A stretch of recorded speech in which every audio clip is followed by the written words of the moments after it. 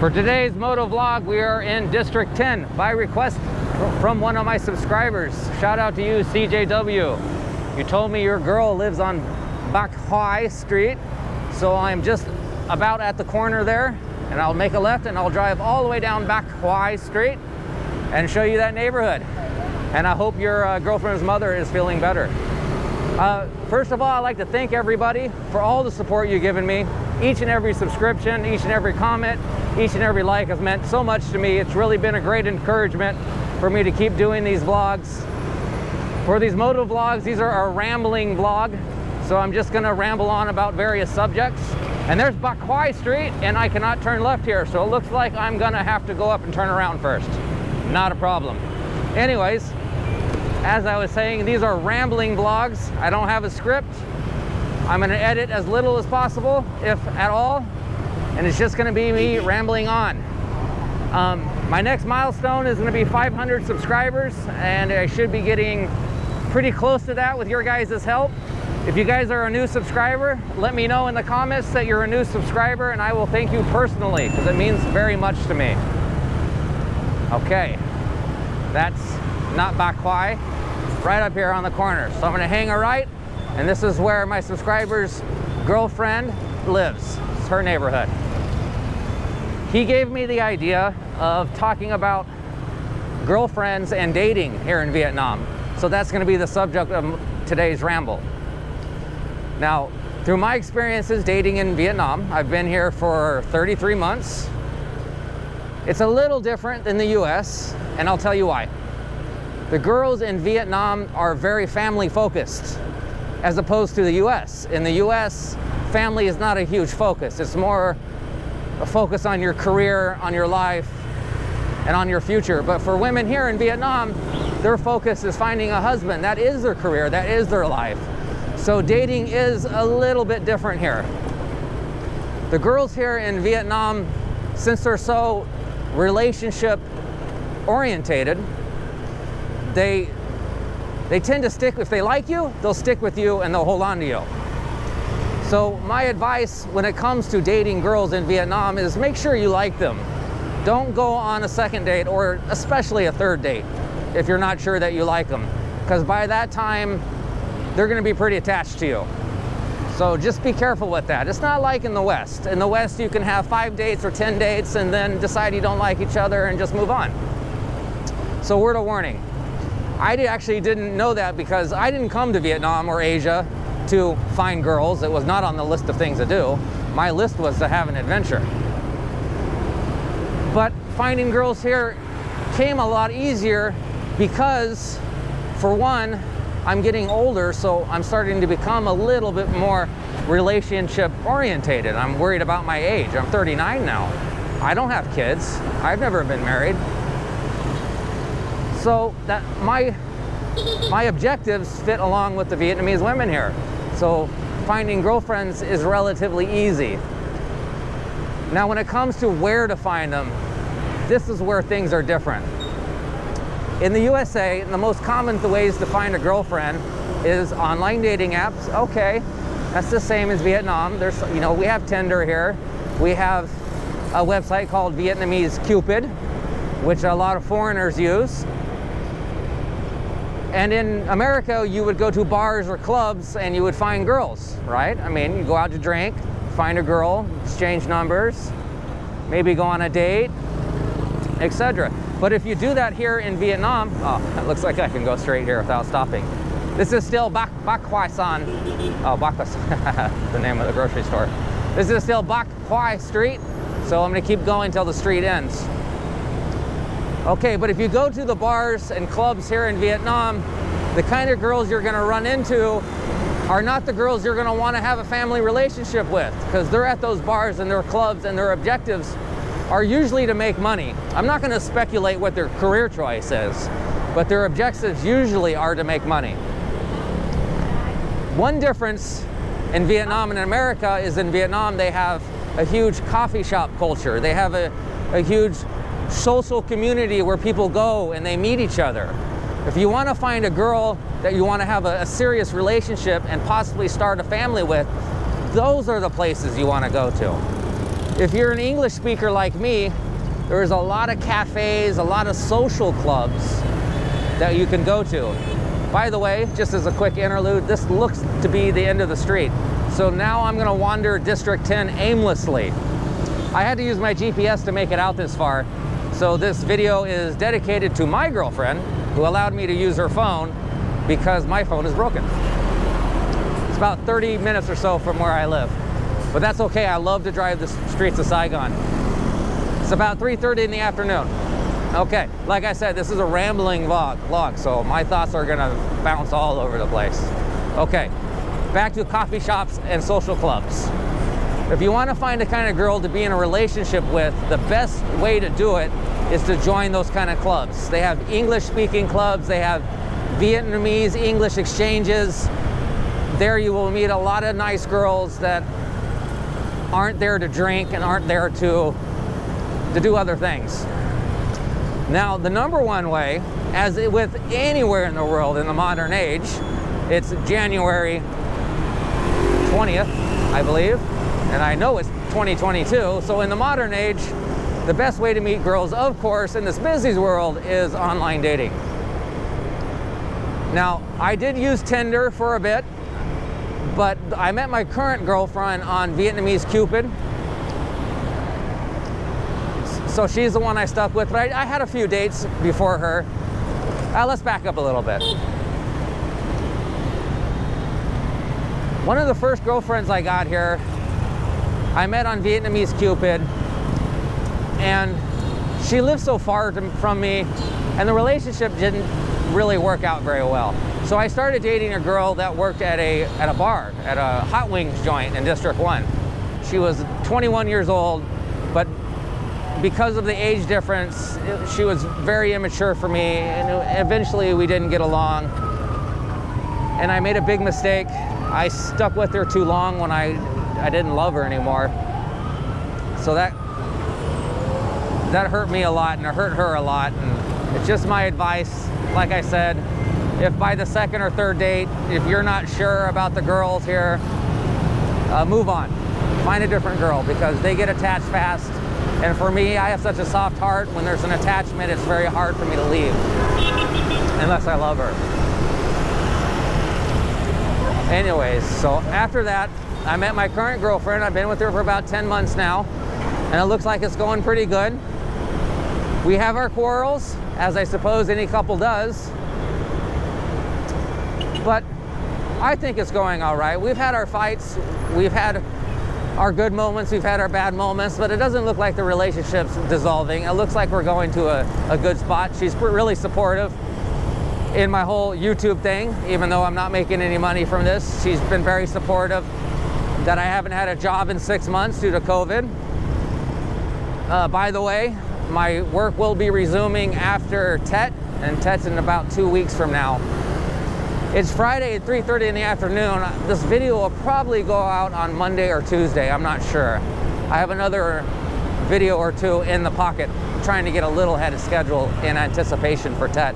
For Tet, my girlfriend and her family, which I kind of consider my family now since they call me their family, or they say I'm part of their family. Well, we're gonna go down to Vung Tau, I think, so don't hold me to that. But if we do go to Vung Tau, I will, of course, vlog it and show you guys the sights. I've been there before.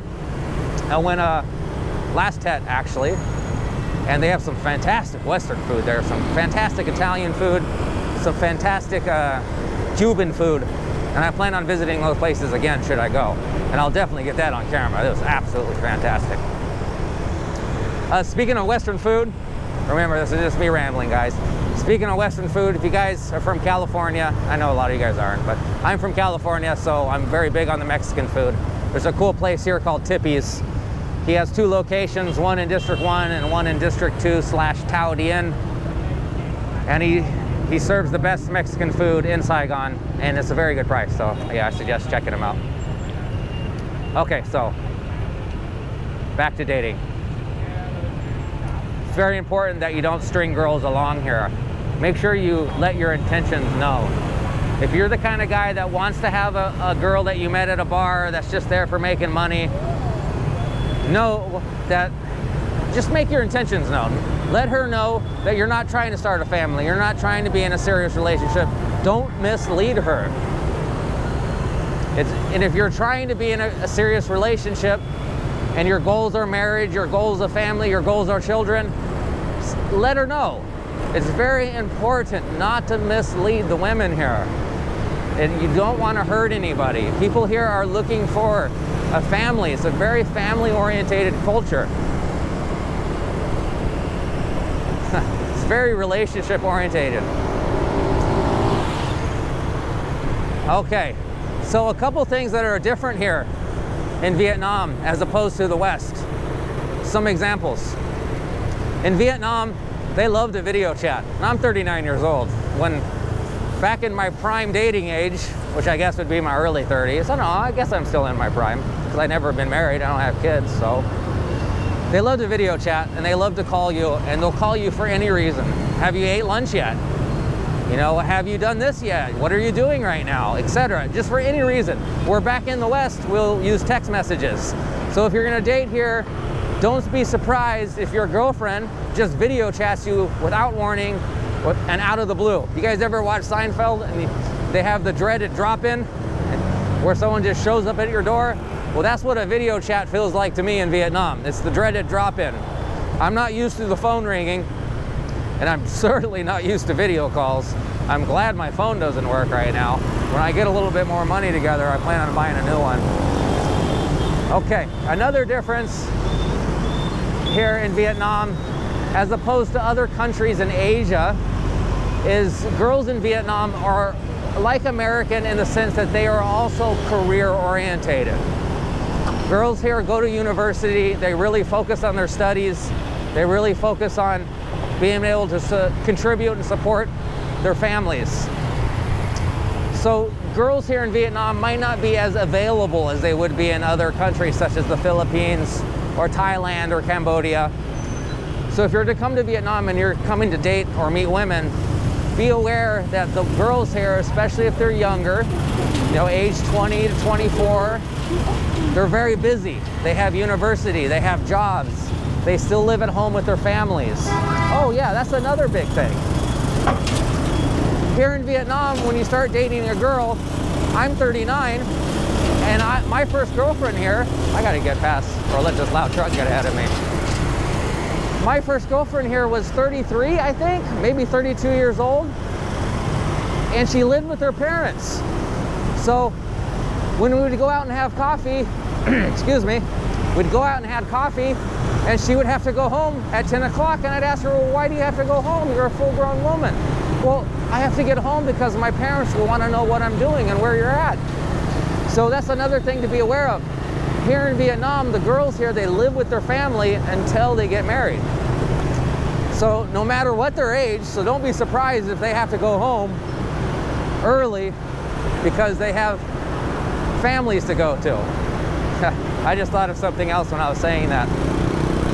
Ramble, ramble. Okay, another cultural difference here it's a bit different than the West. Here there's a lot of hotels, okay? Now hotels here you can rent by the hour, you can rent by 2 hours or half the night, and of course you can rent for full nights. But the reason why hourly hotels or 2-hourly hotels are very popular here in Vietnam is because of what I said. The younger people, they live with their parents, okay? So they can be 22 years old, both in university, man and woman. Looks like left is the direction I want to turn here just for fun. Let's go through traffic because I'm talking and not paying attention. This is how not to drive through Saigon, ladies and gentlemen. Okay, so they'll be 22 years old, they both live with their family, and they need some time to themselves, some private time. They can't go home because, of course, their family's gonna be all up in their business. Usually, Vietnamese families here, there's a lot of people in one house. There's not really any privacy. Most of the time, the children of the family, the younger folks of the family, and even the older folks will all share a bedroom. There's no privacy. So if they want some private time, they'll go to a hotel, and it's very cheap. Anywhere from $2 to $4 for a few hours, and they can have some private time, you know, if they just want to sit and hug each other or whatever, you know. Another thing that's really big here with the coffee shop culture and the going out culture and the parks and all that is you'll see a lot of young lovers, you know, getting some time to themselves where they can talk and hold hands and exchange smooches, that kind of stuff. I remember when I was a kid, when I had my girlfriends, when I lived at home, you know, I had my girlfriend, I just took them home with me. My parents gave me absolute privacy. But that's the difference between the West and the East, I guess.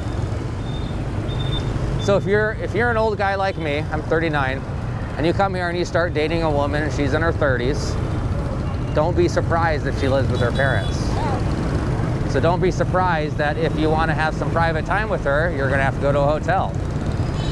Or take her back to your house if you have a house. Okay?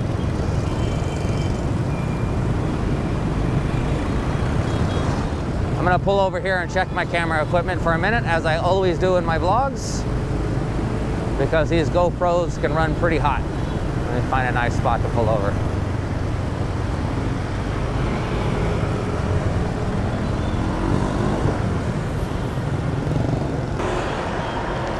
Okay, all camera equipment is go. Actually, looks like my battery's in really good shape. Back on the subject at hand. Okay. If you're coming to Vietnam and your focus is to find a family, then you're in the right place. The women here, like I said, are very family orientated.